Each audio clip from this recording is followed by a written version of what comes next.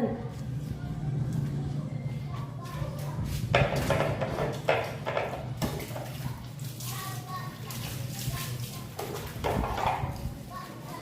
na, naliligo na si Chunky. Ano ngayon? Tapos na si Mike maligo. Malinis na si Mike. Ito si Chunky ngayon, naliligo na. Ayan.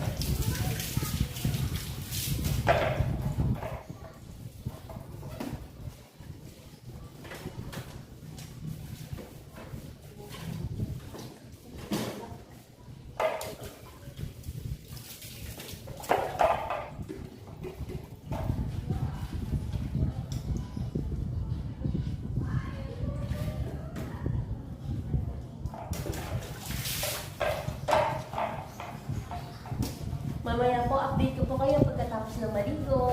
See you by next.